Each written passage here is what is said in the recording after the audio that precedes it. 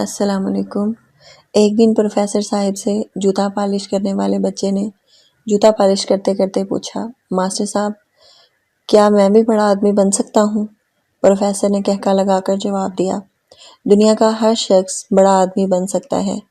بچے کا اگلا سوال تھا، کیسے؟ پروفیسر نے اپنے بیگ سے چاک نکالا اور اسے کھوکھے کی دیوار پر دائیں سے بائیں 3 لکیریں لگائیں۔ پہلی لکیر پر محنت، محنت اور محنت لکھا۔ دوسری لکیر پر ایمانداری، ایمانداری اور ایمانداری لکھا، اور تیسری لکیر پر صرف ایک لفظ ہنر یعنی اسکل لکھا۔ بچہ پروفیسر کو چپ چاپ دیکھتا رہا۔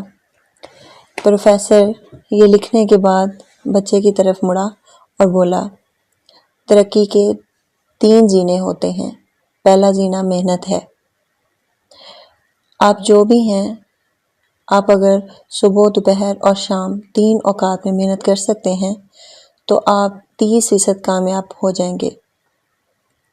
آپ کوئی سا بھی کام شروع کر دیں، آپ کی دکان، فیکٹری، دفتر یا کھوکھا، صبح سب سے پہلے کھلنا چاہیے اور رات کو آخر میں بند ہونا چاہیے، آپ کامیاب ہو جائیں گے۔ پروفیسر نے کہا، ہمارے ارد گرد موجود 90% لوگ سست ہیں، یہ محنت نہیں کرتے۔ آپ جو ہی محنت کرتے ہیں، آپ 90% سست لوگوں کی فہرست سے نکل کر 10% محنتی لوگوں میں آ جاتے ہیں۔ آپ ترقی کے لیے اہل لوگوں میں شمار ہونے لگتے ہیں۔ اگلا مرحلہ ایمانداری ہوتی ہے۔ ایمانداری 4 عادتوں کا پیکج ہے۔ وعدے کی پابندی، جھوٹ سے نفرت، زبان پر قائم رہنا اور اپنی غلطی کا اعتراف کرنا ہے۔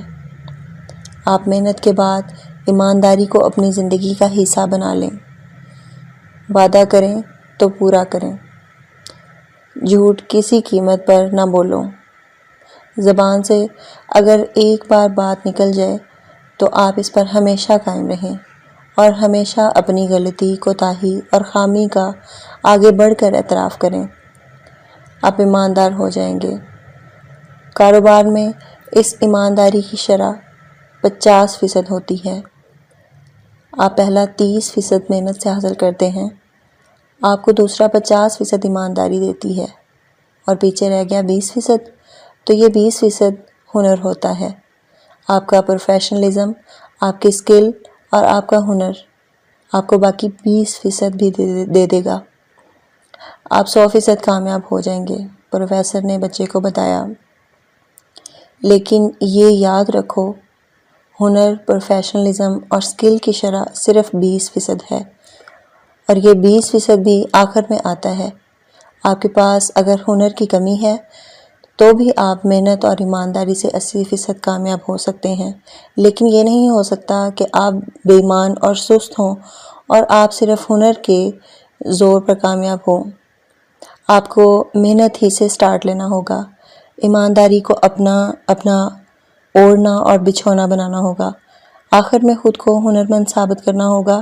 پروفیسر نے بچے کو بتایا، میں نے دنیا کے بے شمار ہنرمندوں اور فنکاروں کو بھوکا مرتے دیکھا ہے۔ کیوں؟